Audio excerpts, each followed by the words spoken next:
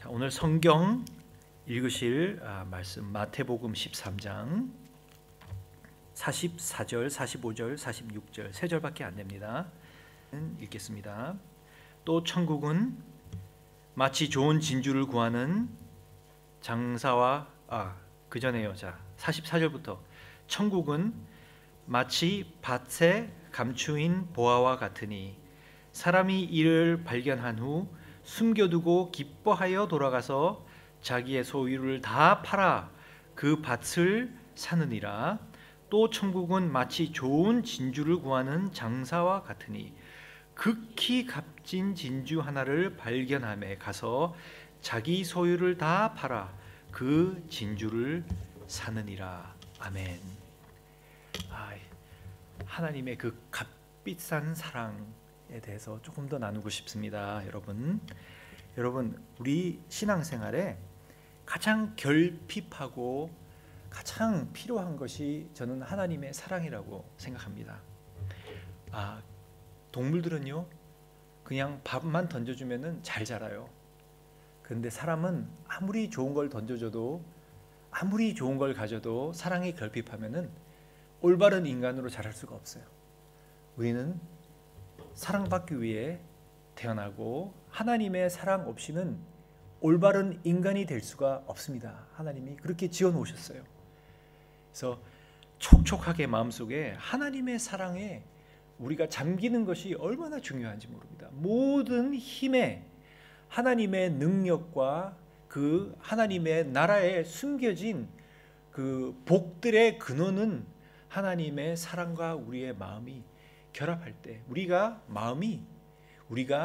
인격이 그리고 우리의 감정이 하나님의 사랑을 느끼고 풍부한 넘쳐 흐르는 은혜 속에 감사함이 흘러나올 때, 거기서 모든 기름 부음과 하나님의 사역들과 하나님의 그 손길이 전해진다고 저는 믿습니다. 믿으십니까?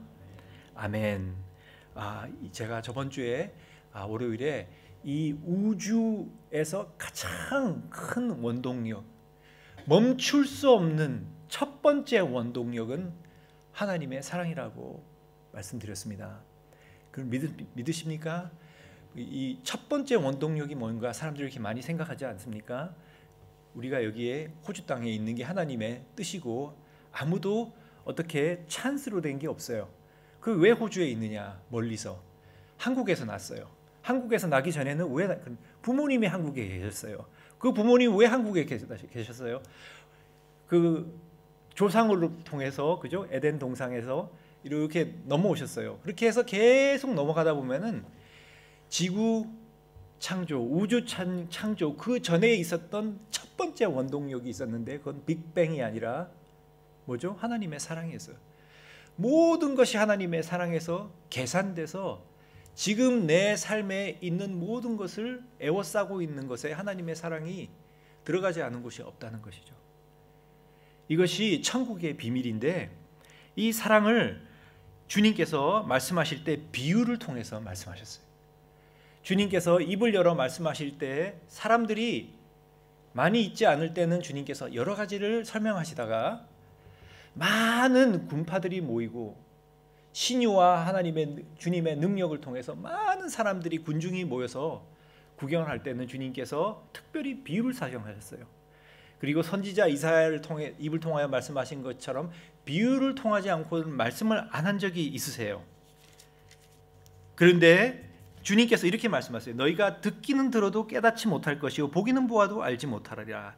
이 백성이 마음이 완악하여져서 그 귀에 듣기에 둔하고 눈은 감았으니 이는 눈으로 보고 귀로 듣고 마음으로 깨달아 돌이켜 내 고침을 받을까 두려워함이라. 무서운 말씀 아닙니까?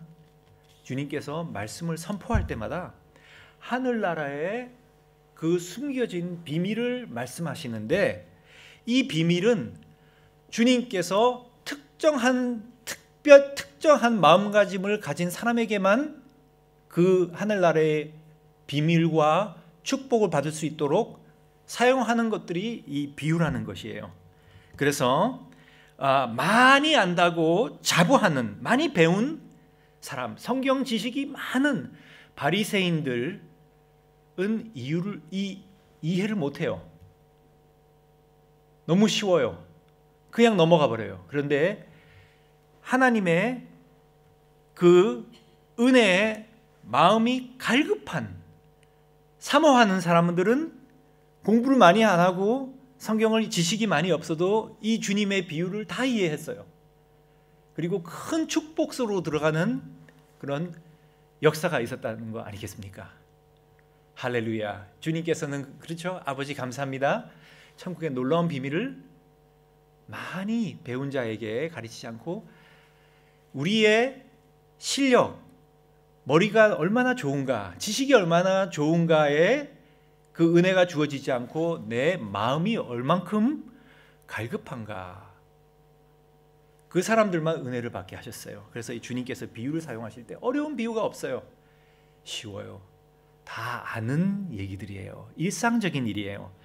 하늘나라에 숨겨진 놀라운 진상들을 우리가 이 땅에서 목격하고 또 우리가 체험하는 아주 일상적인 것들인데, 이것들을 통해서 이 땅에서 일어나는 사실들, 우리가 일상적으로 체험하는 것들이 거울이 되어서 그 거울을 통하여 하늘에 숨겨진 여러 가지 실상들을 우리가 관찰할 수 있다는 거예요.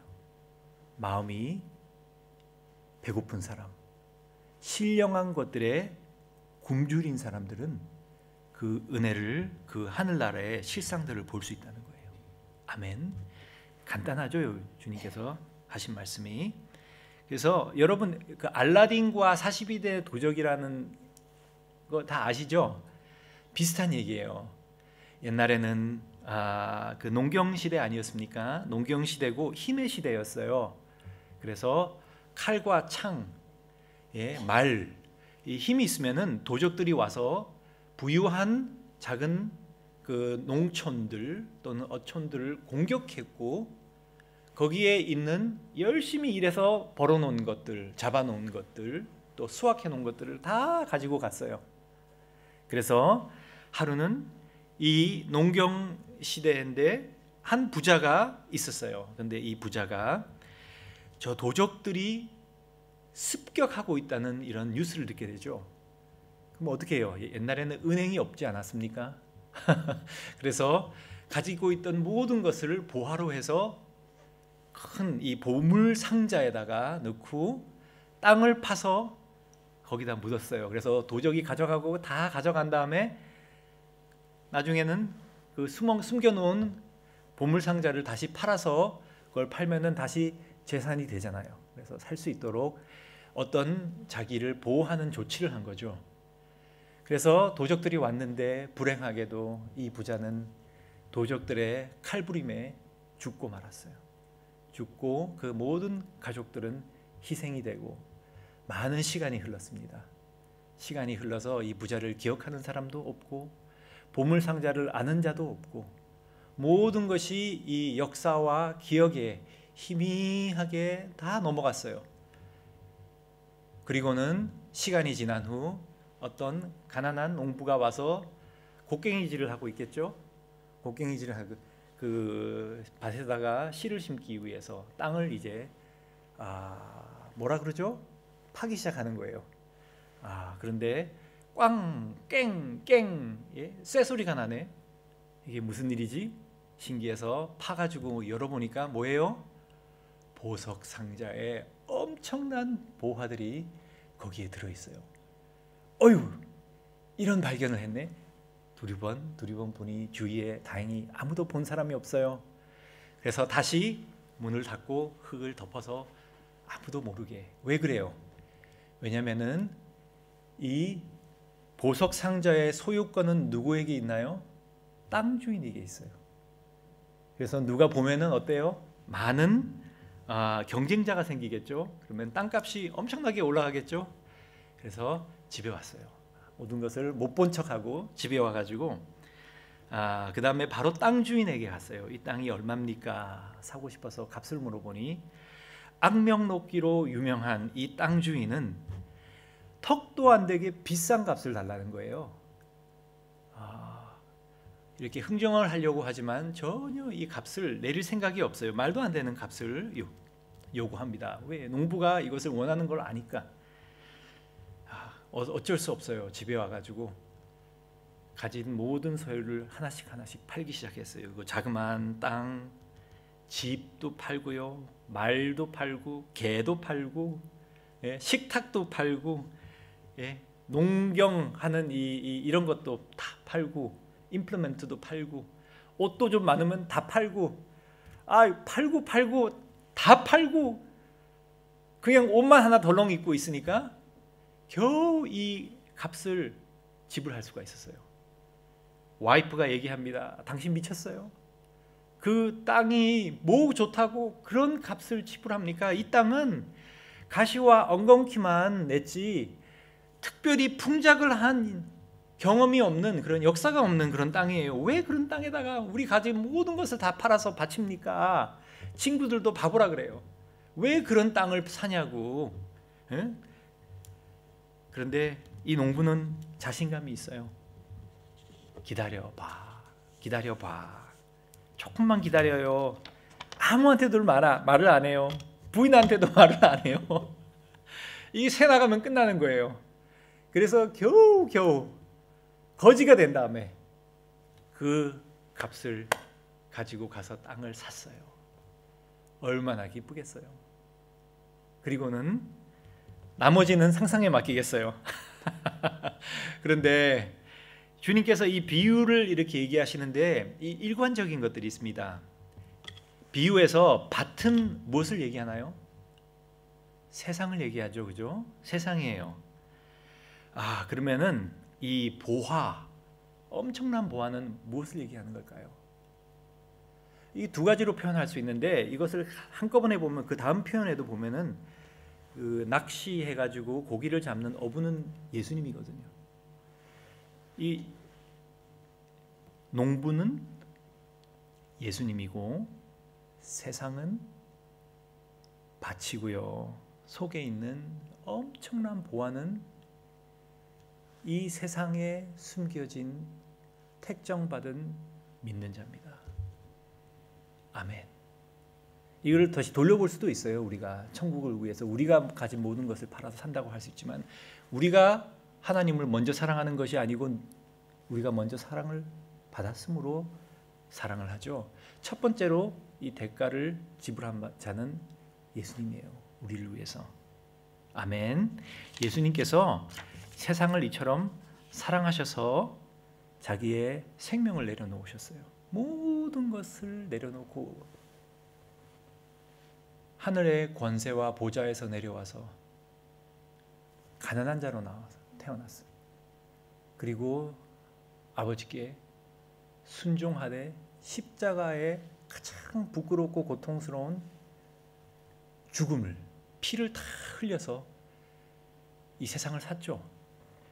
그렇지만 여러분, 이 세상을 다 원해서 산 것이 아니고 주님께서 그 핏값을 지불한 이유는 이 세상에 있는 보화를 위해서 그 핏값을 낸 것을 믿습니까? 주님께서 이 세상을 지으셨는데 아름답게 지으셨지만 결국 우리 시간이 끝나고 나면 영원으로 들어갈 때 새 하늘과 새 땅을 만드세요. 그리고 주님께 구원받은 우리 백성, 우리만 영원히 이 땅에서 새 하늘과 새 땅으로 가서 영원히 주님과 세세토록 통치하며 누린다 그랬지 않았어요? 보화를 원하신 거예요. 보화. 이 땅 모든 것을 위하여 주님께서 생명을 버렸지만 정말 원하는 건 보화예요. 우리라는 거죠. 숨어있는 이 땅에 숨겨진 아직 발굴되지 않은, 그리고 발굴된 우리입니다. 우리의 영혼입니다. 할렐루야. 아멘. 자, 여기 신명기 7장 6절을 보면은 이렇게 말씀하세요. 오직 너는 야훼 내 하나님의 성민이라.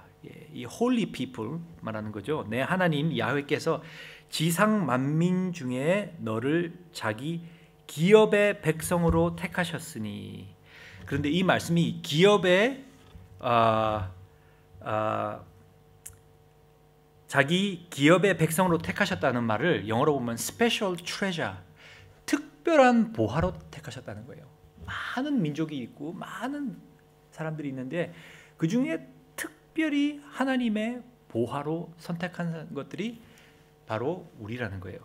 믿음 안에서 태어난 우리. 아멘. 자, 그러면은 주님께서 어떤 대가를 치르셨습니까? 주님께서 베드로 1장 18절에 이렇게 보면요, 너희가 알거니와 너희 조상이 물려준 헛된 행실에서 대속함을 받은 것은 은이나 금같이 없어질 것으로 된 것이 아니요 오직 흠없고 점없는 어린 양 같은 그리스도의 보배로운 피로 된 것이니라. 아멘. 아멘. 주님께서 그리스도의 그 보배로운 피를 다 뿌려서 십자가에서 다 뽑아서 대가를 지불하고 산 것이 바로 할렐루야 우리입니다. 이 사랑을 우리가 느끼시기 바랍니다. 우리가 보통 하나님이 나를 사랑하시나 안 사랑하시나 어떻게 생각하면요, 오늘 나한테 좋은 일이 일어났나, 누가 나한테 좋은 말을 해줬나 하면 하나님의 사랑을 느끼고, 누가 나한테 나쁜 말을 하면은 하나님이 나를 안 사랑하시나 봐, 나한테 불화가 있으면 하나님의 사랑을 느끼지 못할 때가 많죠.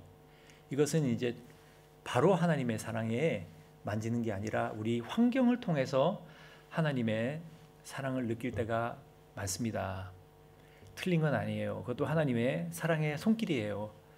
그렇지만 우리가 믿음으로 주위의 환경에 관계없이 하나님의 사랑을 직접적으로 느낄 수 있으면 이것이 성령님이 하는 게 아니겠습니까? 근데 오늘 이 말씀이 거울이 되어서 우리가 하나님의 사랑을 느낄 수 있고, 이 아침에 저는 뭔가 기도할 때 여러 가지 필요한 것들에 대해서 간구한 기도도 하고, 또는 이런 시간을 가져요. 여러분 앉아서 하나님 저 많이 사랑하시죠? 많이 사랑하세요. 많이 즐기세요 저를.